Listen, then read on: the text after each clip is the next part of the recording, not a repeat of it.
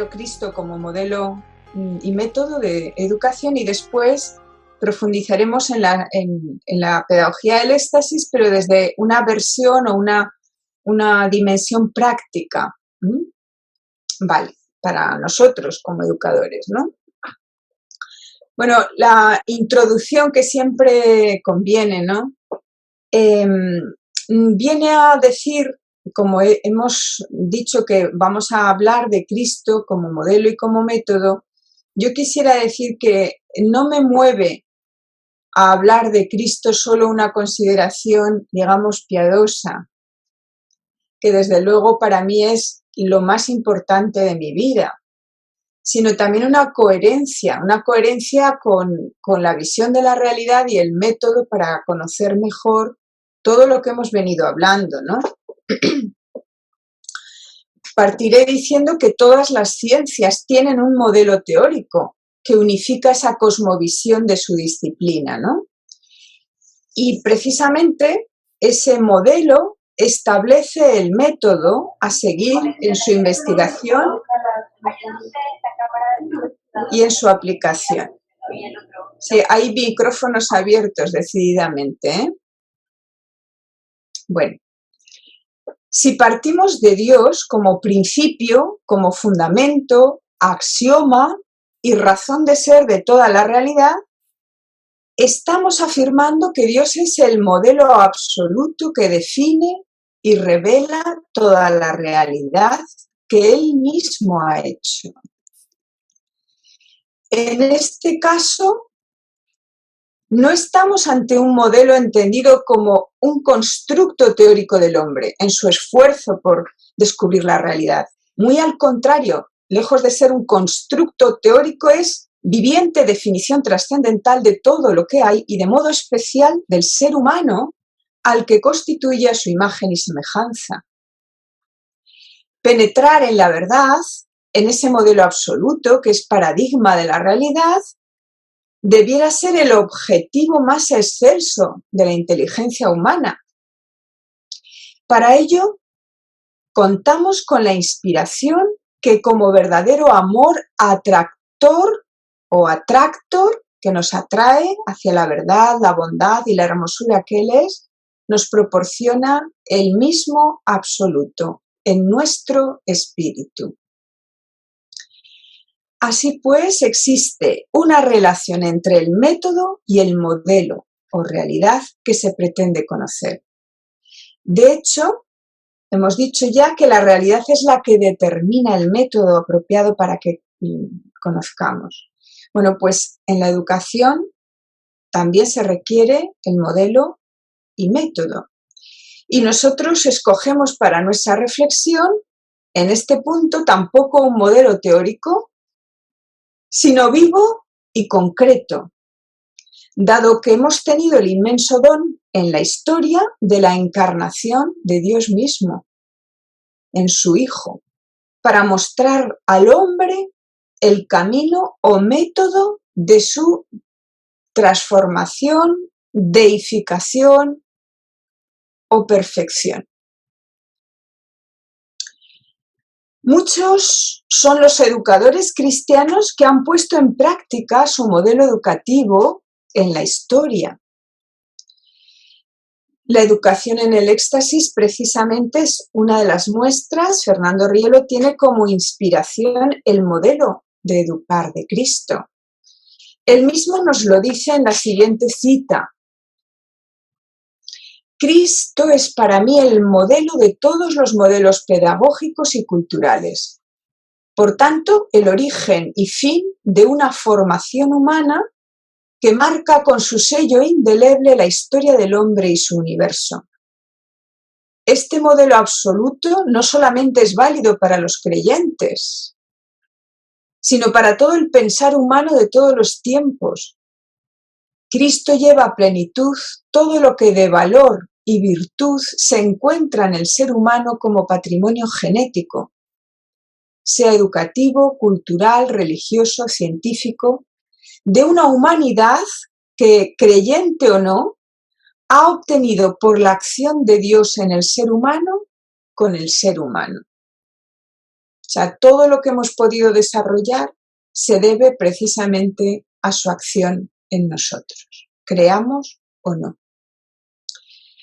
Bueno, pues nos introducimos ya en Cristo como modelo y método de primero, no solamente de la educación, sino de la configuración de nuestra persona, que es, como hemos estado hablando, de que la educación, entendida desde Fernando Rielo, era formación, conformación de nuestro espíritu, darle modelarla, ¿no?, a la luz de un modelo. Bueno, pues Cristo cumple con una condición muy especial de nuestra clave antropológica, y es que en él, con modelo en él, se ha hecho a imagen, toda la humanidad. O sea, hemos sido todos los seres humanos creados con su modelo, con modelo en él, a su imagen y semejanza. El Padre le ha tenido presente como modelo para crearnos a nosotros, ¿no? Si decíamos que la filiación es esa piedra angular de la consideración del hombre como persona, nuestra relación constitutiva es filial porque Él es nuestro creador. Él, Cristo, es el Hijo divino del Padre. Su conciencia filial es el secreto más hondo de su ser. Pues si nuestra conciencia filial, la nuestra, se modela en la suya, encontraremos en él la máxima potenciación de nuestro ser personal. También hay que decir que se da en Cristo ser modelo ejemplar de nuestra vocación existencial, porque en su persona se cumple eso que expresa tan maravillosamente la Gaudium et Spes en su apartado 22, dice: realmente el misterio del hombre solo se esclarece en el misterio del Verbo encarnado, y en él manifiesta plenamente el hombre al propio hombre y le descubre la grandeza de su vocación. De este modo, es el único que puede cumplir en sí mismo ser el fin de la realización plena de nuestra vida. Ningún otro puede cumplirlo. Un fin que requiere un camino, que también es el mismo. Así su persona representa la vida con mayúscula que llena de perfección nuestra propia realización humana y nuestro destino último. Y su persona es el camino también porque nos anuncia la verdad. Él mismo es la verdad. Él mismo nos invita a experienciarla en la convivencia íntima con Él. Una verdad que no es algo abstracto, es persona a la que amar, o personas divinas a las que amar y dejarse amar por ellas. Y además es la única manera para que su magisterio obre en nuestro interior, modelando todas nuestras facultades, nuestra visión de la vida, de la realidad, de Dios mismo, y también nuestra forma de comunicarnos o amar al modo como Él ama. Bueno, esto que acabamos de decir tiene consecuencias prácticas. Es imprescindible para nosotros 3 acciones muy concretas. Primera, la oración, para hacer posible una amorosa comunicación que se hace plena. Segunda, se hace plena ¿dónde? En la participación de la Eucaristía. Y tercera, la lectura del Evangelio para dejar modelar nuestros criterios sobre la vida y nuestra visión sobre los propios educandos y nuestra acción sobre ellos inspirados en su actuar educativo. Bueno, esto es 3 aspectos importantes. Cristo como educador. Bueno, Cristo no es un maestro como los demás, es el maestro, el modelo perfecto, como decía Clemente de Alejandría. Tomemos pistas para nuestro actuar como educadores acudiendo a ver a Cristo, como Él educaba. Cristo establece una educación entendida también como formación sobre la base del modelo. él dice, no sé si daros todas las referencias evangélicas, pero en Lucas 6:40 dice, ningún discípulo está sobre su maestro, para ser perfecto ha de ser como su maestro. Por ello, forma a sus discípulos proponiéndoles un modo, un modelo de ser y de actuar. El modelo es el Padre, su forma de actuar. Pero también él mismo es el ejemplo modélico de cómo escucha al Padre y de cómo se une con el Padre para hacer exactamente lo mismo. Así dice, lo que veo hacer al Padre, eso hago yo. Y les enseña con su vida que lo que debe presidir todo su actuar es el trato íntimo con el Padre. Así se constituye en el modelo de la relación con el Padre, porque además es que tienen una relación absoluta, ¿no? Los discípulos siempre ven que se retira Cristo a orar y experimentan al verle ese deseo de que les enseñe a orar como Él. Así les instruye, ¿no?, en la oración filial. Bueno, está claro que la clave de la perfección, la clave de la formación, es la perseverancia en la escucha fiel de ese modelo y de ese método, porque ahí sí obra un fruto permanente en nosotros. Evidentemente aquí radica la importancia de nuestra autoridad moral para nosotros, ¿no? Es decir, en que vean ese ejemplo de escucha, primero de escucha a Dios y también a ellos, a los educandos, de cercanía, que transparenta esa escucha y ese amor entrañable con el Dios que confesamos abiertamente amar. Y de autenticidad de nuestra vida, cuánto necesitan esto para no alimentar el escepticismo. Un escepticismo cómodo de pensar que no merece la pena luchar, pues, por ejemplo, por ser honrado, porque todo es corrupción. Si en nosotros ven un modelo de honradez, donde radica la autoridad moral, pues evidentemente tendrán siempre un referente claro en sus vidas y nos recordarán con todo cariño. Cristo concreta las actitudes en las que desea que se formen los discípulos en el modelo del Padre. Y así les hablaba de que el Padre es compasivo y misericordioso, que quiere que todos vivan. Bueno, pues esto mismo en su persona lo realiza Cristo, ¿no? En sus obras. Vemos que acoge a los enfermos, pecadores, atiende a las viudas, se compadece de las gentes que están como ovejas sin pastor. Ayer en vuestras reflexiones educativas en los grupos parecía una descripción de muchas veces están desmotivados, empezabais a describir sus carencias y me evocaba a esto, ¿no? Les veis como eso que son como, perdón, ¿no?, como ovejas sin pastor. De tal manera que Cristo encarna el modelo del Padre del que es icono vivo. Y por eso Él se propone también a sí mismo, cuando dice, aprended de mí, que soy manso y humilde de corazón. Sed como yo, que estoy entre vosotros como el que sirve. Bueno, de aquí se derivan actitudes importantísimas en nuestra tarea. Por ejemplo, ser compasivo con todos. Vosotros también lo remarcabais mucho. Y aún más con los que son más vulnerables y muchas veces más difíciles en su conducta.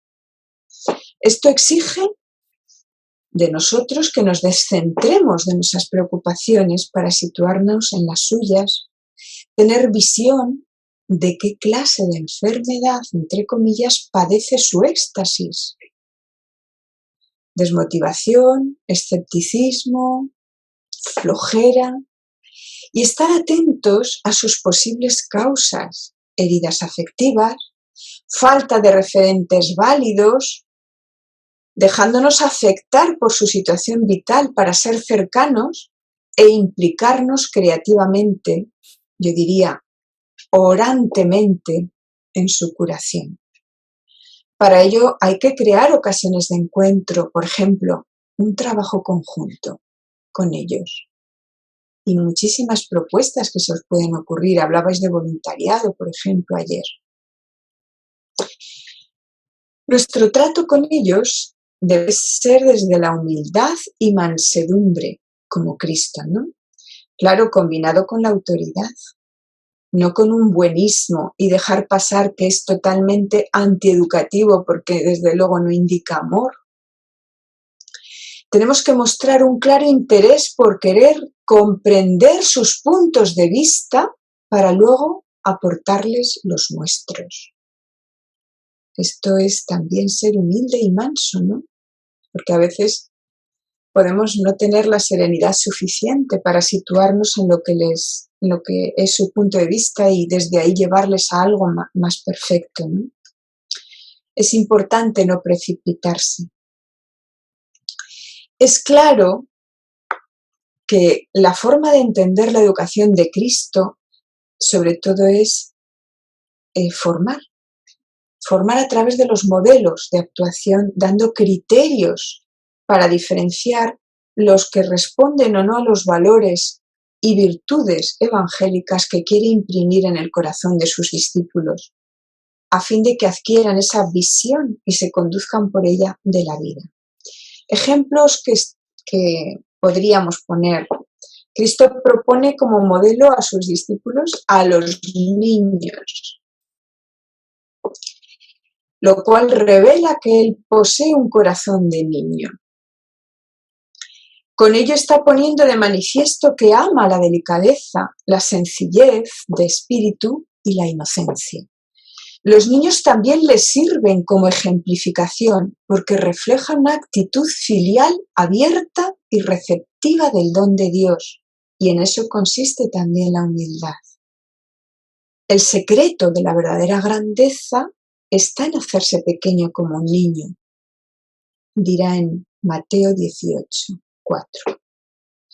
Bueno, tener esto en cuenta en nuestro trato con ellos, ser sencillos, delicados, mostrarles confianza, les revelará todo un mundo nuevo y tan distinto al de la soberbia o prepotencia de los que se tienen por sabios u ostentan algún cargo, y provocará en ellos una enorme atracción para ser así y una confianza para exponer las cosas valiosas de su interior, porque la humildad tiene un gran poder de atraer al corazón, nuestro corazón, mientras que la autosuficiencia aleja.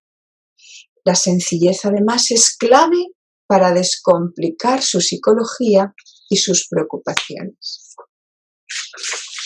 Cristo ayuda a dar criterios a sus discípulos para que vean lo que origina otros modelos de actuación de los que deben alejarse.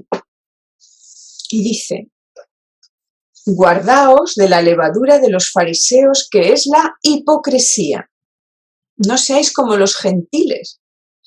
Y lo dice por el hecho de que afanan y se inquietan de manera que ahogan su tiempo en las preocupaciones de la vida. Qué importante es esto, ¿verdad? No ahogarnos en ellas. Jesús, en cambio, les propone a sus discípulos la confianza en la providencia, buscar ante todo el reino de Dios. Bueno, pues esta actitud de humildad, de sencillez, de servicio, es enormemente atractiva para que ellos abran su corazón ante nosotros. ¿Qué visión de Cristo sobre el educando? ¿Qué visión tiene Cristo sobre el educando como sujeto también de educación? Bueno, la visión que tenía de sus educandos no podía ser otra que la que corresponde a su condición de hijos de Dios. Así le decía a sus discípulos: mi Abba, o sea, mi papá, mi papaíto, y vuestro Abba, por los que está dispuesto a dar la vida y por los que da gracias al Padre y pide que no se pierda ninguno. Esto es lo que queremos nosotros, ¿no? Que no se nos pierda ninguno. Esto es lo que Cristo depositó en la humanidad a través de sus discípulos, ¿no? Y es la certeza con que nos define. Dioses sois, confirmando la escritura a este respecto, ¿no? Bueno, evidentemente, cada vez que se acercaba a un ser humano le revelaba el secreto de su altísima dignidad. Bueno, evidentemente, lo primero que tenemos que descartar, si nos fijamos en esto, ¿verdad?, es la acepción de personas. Porque que ellos noten que tenemos una acepción destruiría radicalmente la percepción de nuestro interés incondicional por ellos, en tanto que son hijos de Dios. Y lo más importante es que ellos se sientan valorados y amados por lo que son, no por sus cualidades, porque unos tienen más cualidades y otros menos y merecen más que otros, sino por ser hijos de Dios, porque son mis hermanos, ¿no? Y esto lo tienen que ver ellos, lo tienen que ver plasmado en nuestra mirada, en nuestro gesto, en el tono, en el trato, en ese interés por lo concreto que ellos puedan estar atravesando de sus vidas. Tienen que percibir también que creemos en ellos, en sus posibilidades, en su altísima dignidad, sea cual sea su conducta o su procedencia. Esto, como si se mirasen en un espejo, les va a revelar cuál es su verdadera personalidad, para que reciban como don ese educativo la fe en sí mismos, que muchas veces no tienen.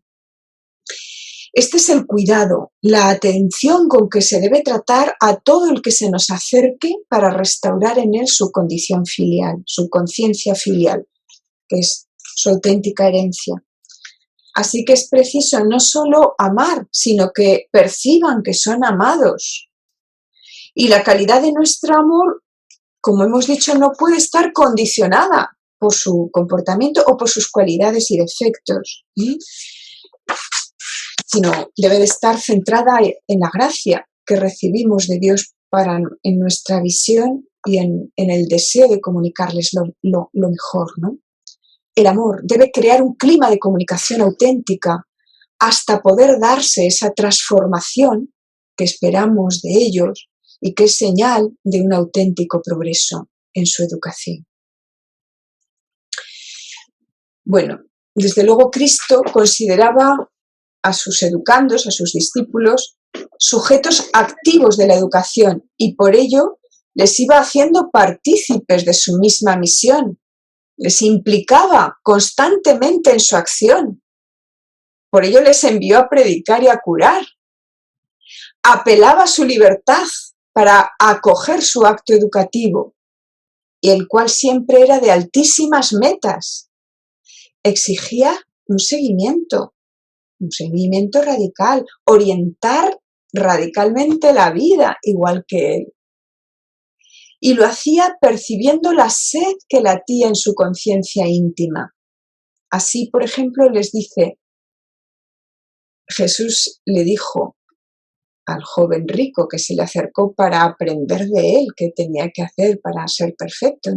Jesús le dijo, si quieres ser perfecto, anda, vende lo que tienes y dáselo a los pobres y tendrás un tesoro en el cielo. Y luego ven y sígueme.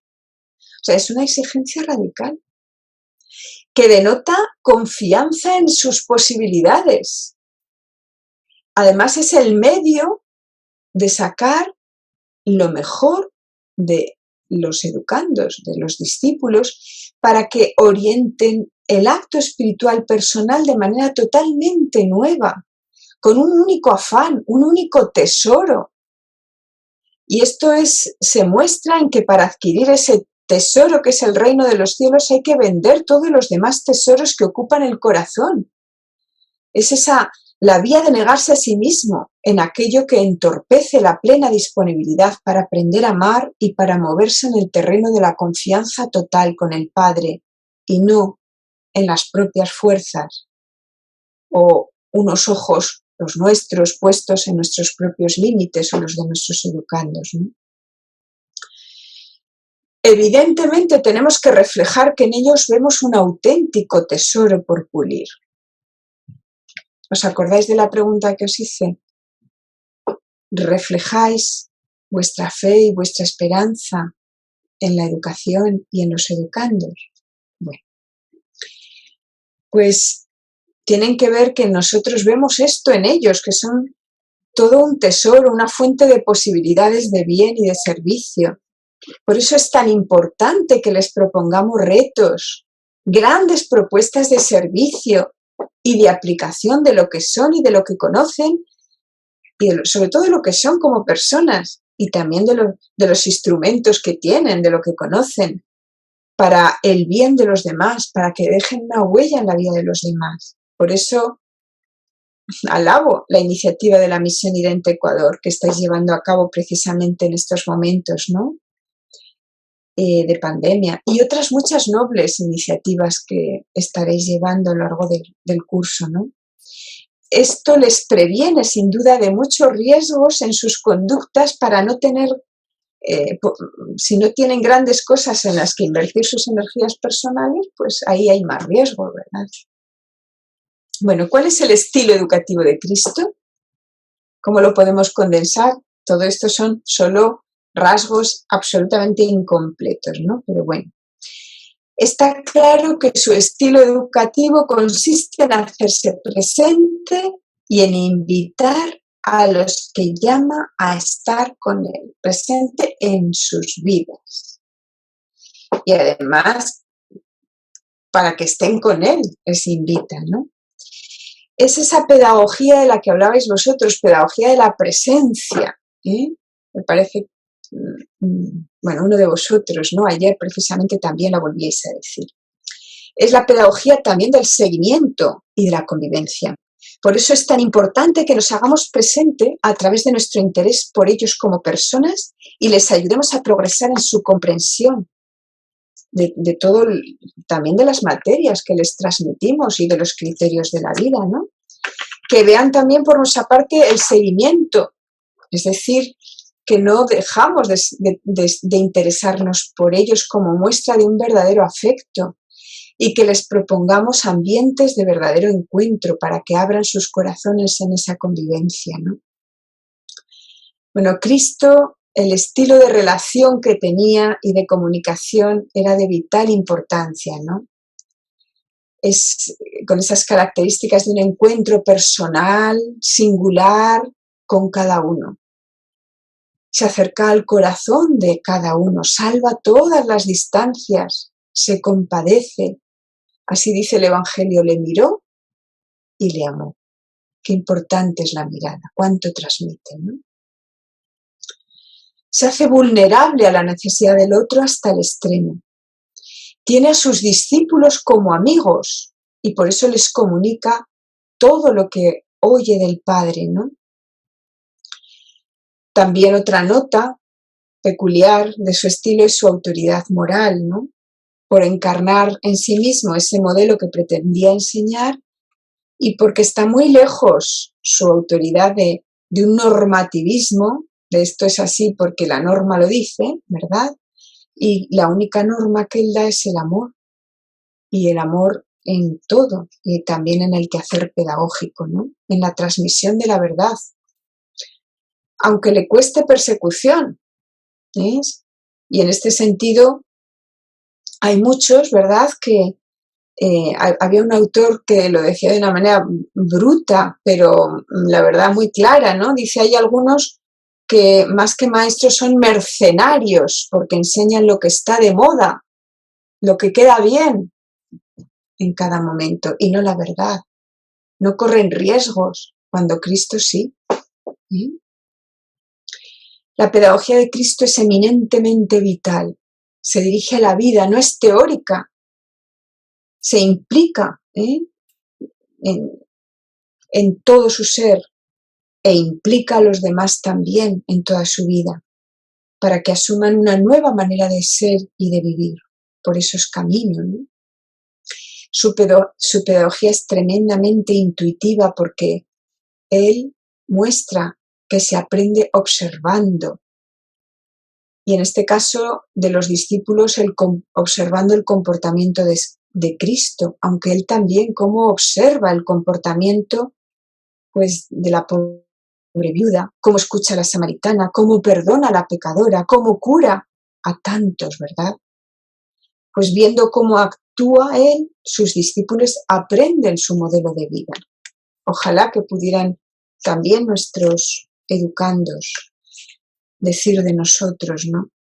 La pedagogía de Cristo es verdaderamente liberadora y curativa porque potenciaba a sus discípulos por la fe y la esperanza, revelándoles el poder sobrenatural del amor.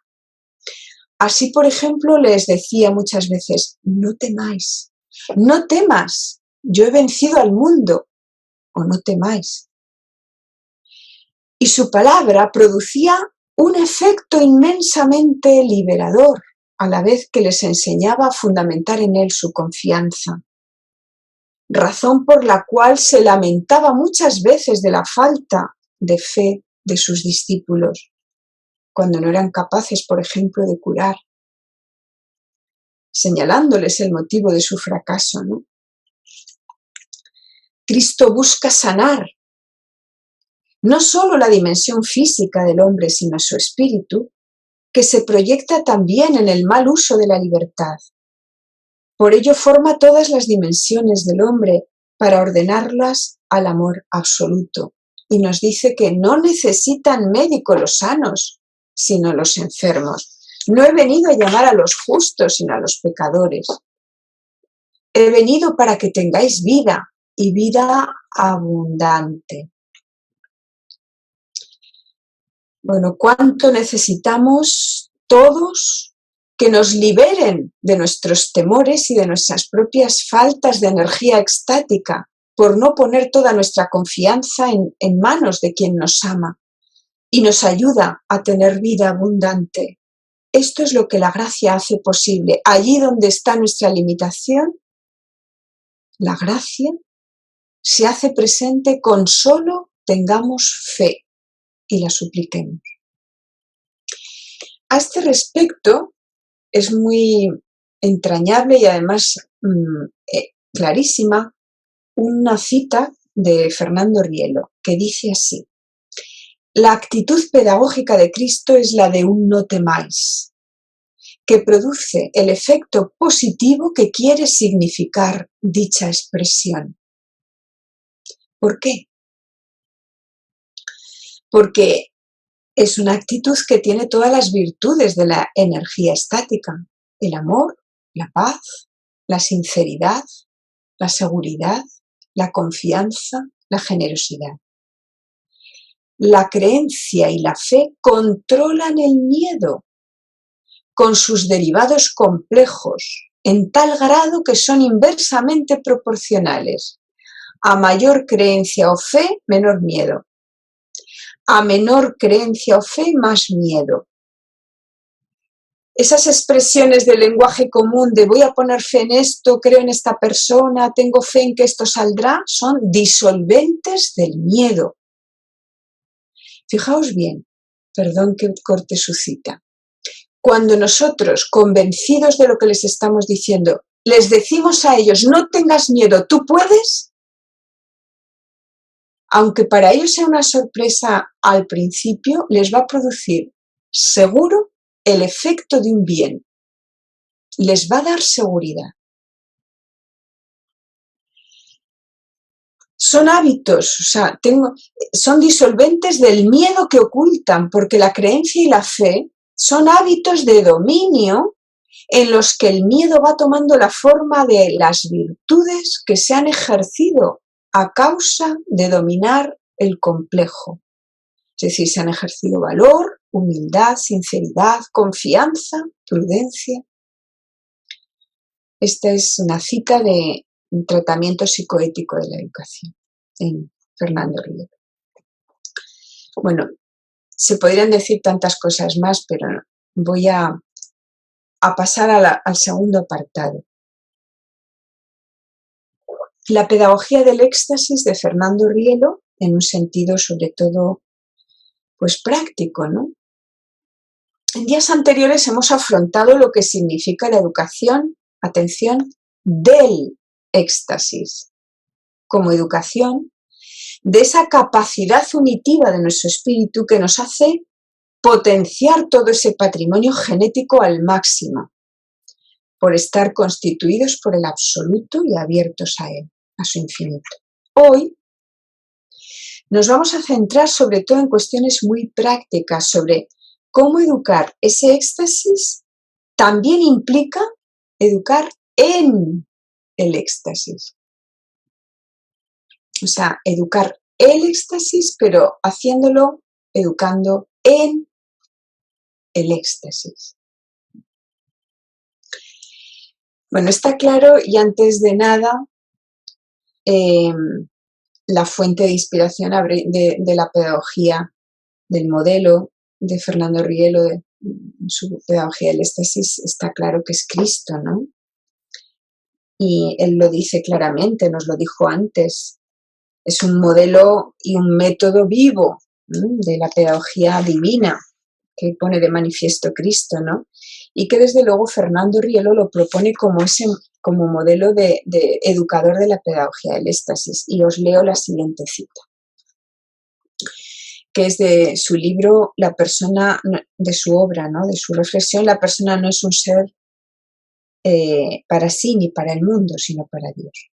Dice, Cristo es para mí, además del metafísico por excelencia, el divino educador o pedagogo, porque aunque solo sea históricamente estimado, afirma de sí mismo, yo soy el camino, la verdad y la vida. Juan 14:6.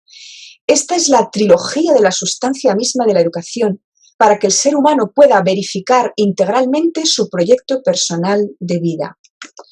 Esta es la realidad que debe encerrar una pedagogía prospectiva que solo puede contemplar su misión en la medida que ayude a cada sujeto a formular su proyecto personal de vida y a valorar y elegir los medios con que tal proyecto habrá de realizarse en el futuro.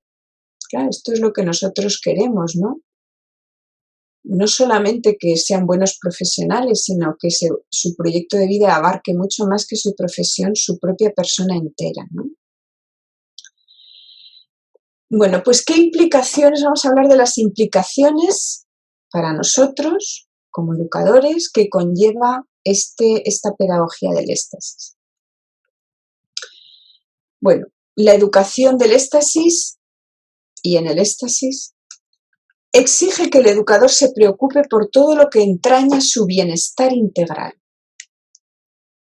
del que estamos hablando, y por tanto de los pequeños detalles que comprende y en los que se materializa ese bienestar. Por supuesto, preocupándose del modo concreto de su vivir. Fernando Rielo está convencido de que no habrá nunca bienestar físico ni psíquico si no procuramos por medio del éxtasis el bienestar espiritual. Y no podremos transmitir este bienestar físico y psíquico a los demás, y especialmente a los niños, a los jóvenes, a los universitarios, si los educadores no nos educamos antes, los primeros, en el éxtasis y de modo permanente. Esto es lo que don Mario nos decía desde el primer día. Tengo verdadera sed de educarme yo, el primero, en el éxtasis, ¿no? Es imprescindible, pues, que el educador tenga activa su propia capacidad extática.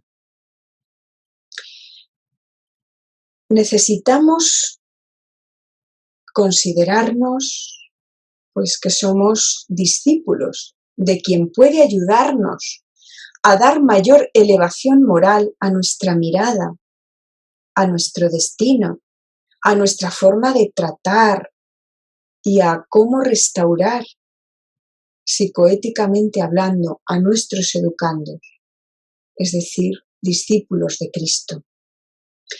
Por ello, tendríamos que cultivar esta exquisita sensibilidad espiritual como hemos dicho antes, alimentándonos especialmente en la Eucaristía, en la vivencia del Evangelio y en un estado de oración, si queremos aprender y ser discípulos.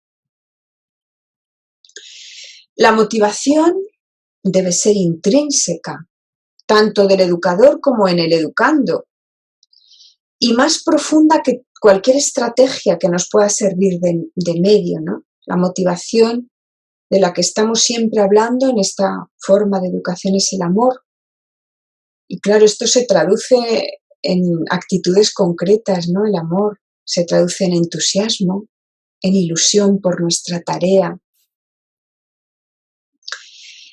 Cuando entramos a clase eso se nos nota tanto, cuando nos enfrentamos con cada día, ¿no? Con, digamos, no la rutina, como no, cuando no vemos las cosas como una rutina, sino cada día como una oportunidad. Y a ellos como la mejor ocasión para ejercer esa oportunidad de amar, ¿no? Bueno, pues ilusión por la tarea, decíamos, ¿verdad? También por el conocimiento, transmitir ese entusiasmo que tenemos por las ciencias que les vamos a transmitir, ¿no? Y sobre todo por ellos, ilusión por ellos, ¿no?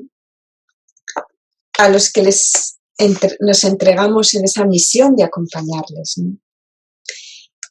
Fernando Rielo, cuando se dirigía a los misioneros, ahora estoy hablando de nosotros, los misioneros, como profesores, pero de esa asociación juvenil que él fundó, Juventucidente, pero que estas palabras que digo se pueden extrapolar a todos nosotros, ¿no? Como educadores, nos decía lo siguiente, fijaos, creo que es muy interesante, ¿no? Muy concreto. Él nos decía a nosotros, tiene importancia la forma de hablar. Ellos captan si estáis dando un tema, si estáis hablando por tema o si os emocionáis. Si somos seres infusos, nuestro lenguaje tiene que conmover, extasiar, infundir.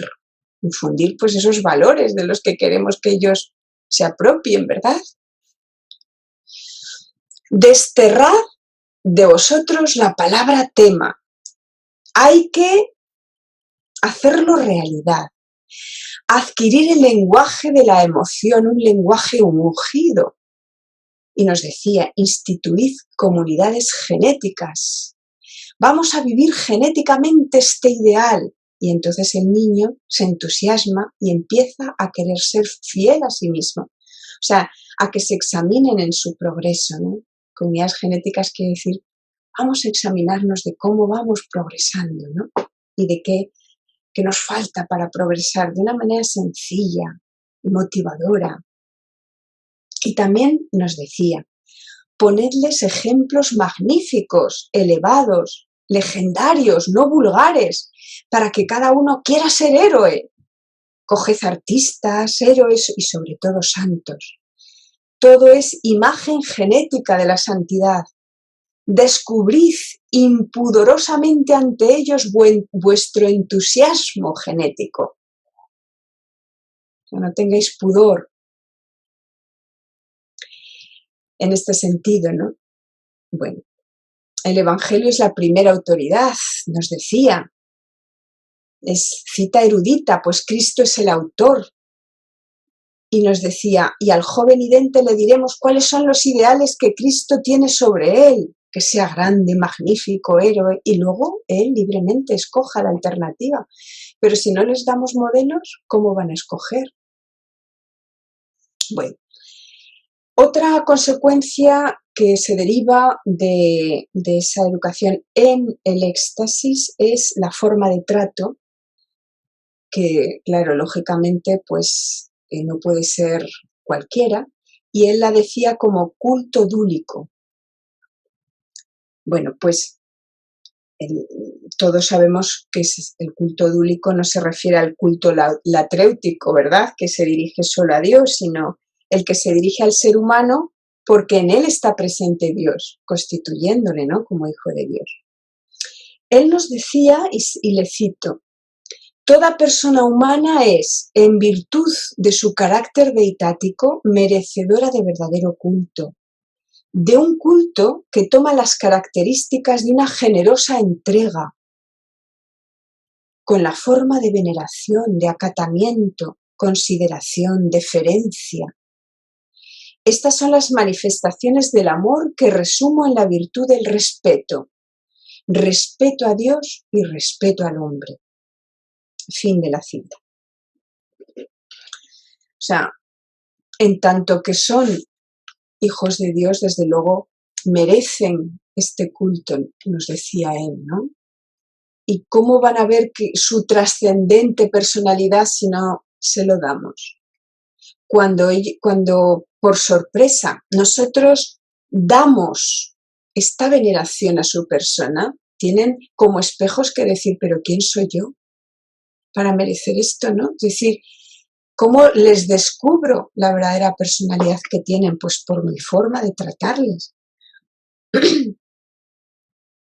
Esto requiere esa altísima sensibilidad por nuestra parte en nuestra convivencia, ¿no?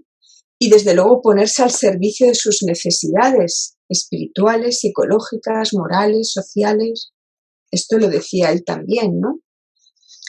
Impulsándole a una superación constante, produciéndose el hecho de que ambos, educador y educando, salimos beneficiados, enriquecidos, ¿eh? Este culto dúlico no es solo a los educandos en el sentido de decir, por ejemplo, a nuestros alumnos o a nuestros hijos, también debe ejercerse en todo, entre todos los miembros de la institución educativa, sea la universidad, colegios, familia, aunque con mayor motivo por parte del educador se quiere gozar, si es que queremos gozar de una autoridad moral real, ¿no? Desde luego la vivencia de la caridad es base y fundamento para la educación de la conciencia extática. Bueno, si estamos hablando del culto dúlico, vamos a ver que, por ejemplo, cuestiones disciplinares se derivan de ahí, en lo que es mantener la disciplina, por ejemplo, ¿no? Voy a acudir para esto también a cosas que nos decía a nosotros en nuestra acción educativa en la Juventud Occidente, en los campamentos, pero como educadores, claro, fijaos cómo nos hablaba, le cito. Dice, conviene saber ir educando el éxtasis, pues una interrupción brusca del mismo puede traer graves consecuencias. Cuando un educador tiene ante sí un grupo de muchachos, debe ser consciente de la ignorancia que tiene de los estados físicos y psíquicos de los mismos. El joven que le está escuchando está siendo receptor de cuanto oye. Por ejemplo, un grito. Una frase a destiempo puede ser causa de que se manifiesten estados como una especie, por ejemplo, de esquizofrenia potencial que pueda tener y que no se desencadenaría si nosotros no hubiéramos sido tan inoportunos, ¿no? O una injusticia,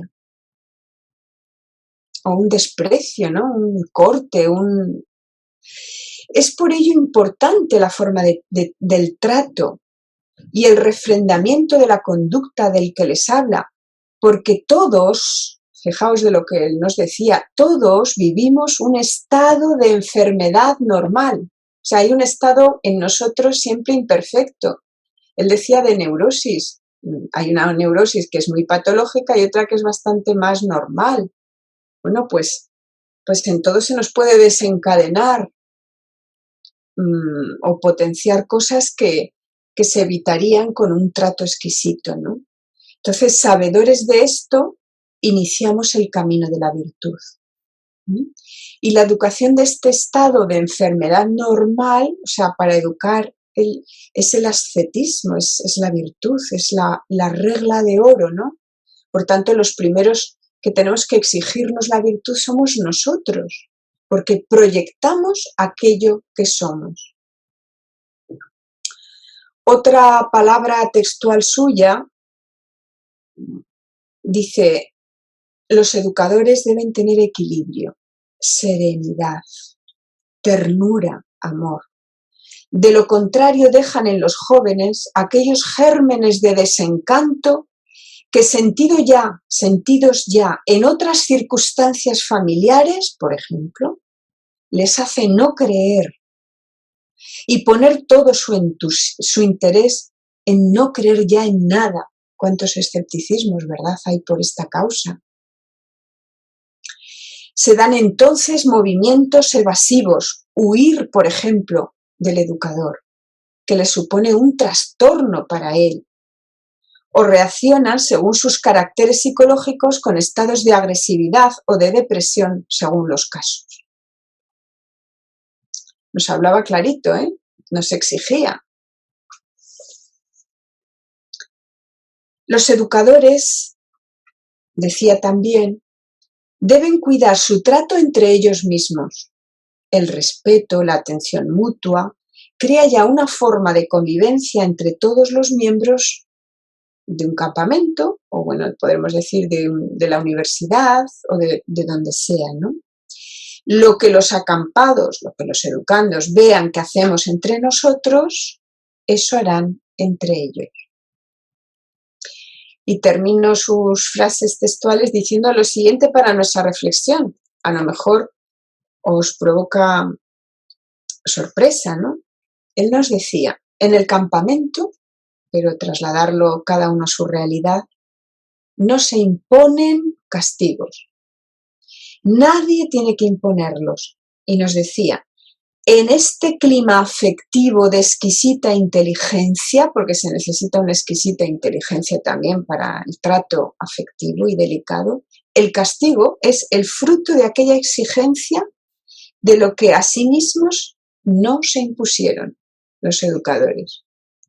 Tremendo, ¿eh? O sea, hemos de prevenir muchas cosas antes de acudir al recurso del castigo, ¿verdad? Bueno. Bien, pues vamos a ver ¿qué hora es? 5 minutos más y me callo. Breves notas de las cualidades del actuar de un educador. Yo como aquí hay,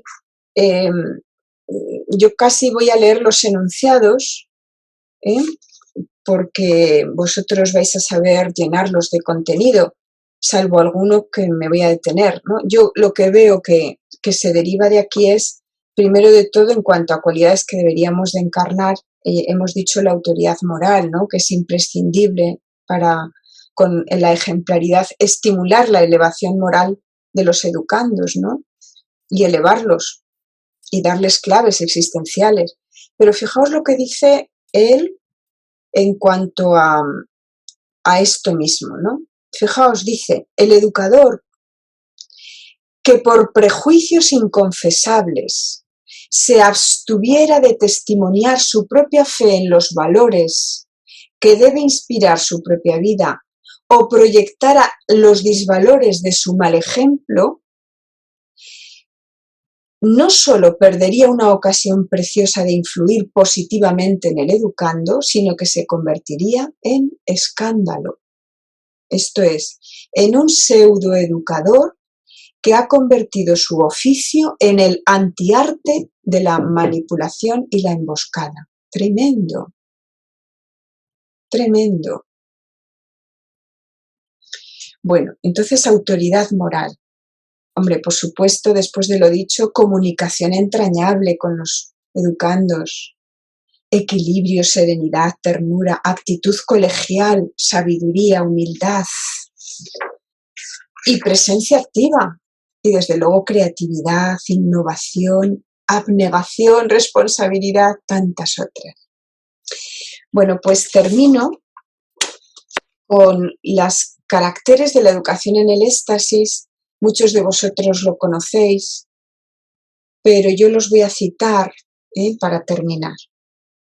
Y es las propiedades esenciales de la educación en el éxtasis las resume o las podemos resumir en su carácter preventivo, transformante, de simplicidad y de firmeza. En cuanto al carácter preventivo, decir que el éxtasis es preventivo porque el amor previene las situaciones y las circunstancias de ciertos comportamientos, con el objeto de poner medios para que no se den. O sea, nos debemos de anticipar, ¿eh? Por tanto, debemos de proyectar, de exhortar y de corregir para que no se den lo que sería indeseable, ¿no? Y desde luego anticiparnos con proyectos de vida elevados, de calidad de vida espiritual, psicológica, social. Bueno, luego el carácter transformante. Hemos dicho que el éxtasis transforma a la persona y también a todos los que le rodea, porque el amor transforma las limitaciones, los defectos, las deficiencias. Es curativo. Cuando alguien me ama, me cura, me anima, me ayuda a superar mis complejos, mi baja estima, ¿eh? Y a la vez me saca lo mejor de mí misma, ¿no? Y de los educandos, ¿no? Para que se regenere la sociedad en la que están inmersos, ¿no? Simplicidad, el carácter de simplicidad. El éxtasis es simple porque el amor se caracteriza por su sencillez y su alegría. Por tanto, huye del enredo, de la ambigüedad y de la complejidad. La sencillez es sabiduría, es puerta de contemplación.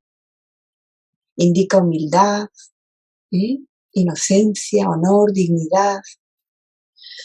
Y finalmente el carácter de firmeza. El amor es fuerza que lo puede todo frente a todos los problemas y dificultades de la vida. Quien ama es fuerte en la perseverancia, en la paciencia, en la entrega, en el sufrimiento. Quien ama siempre camina hacia adelante sin volver la vista atrás.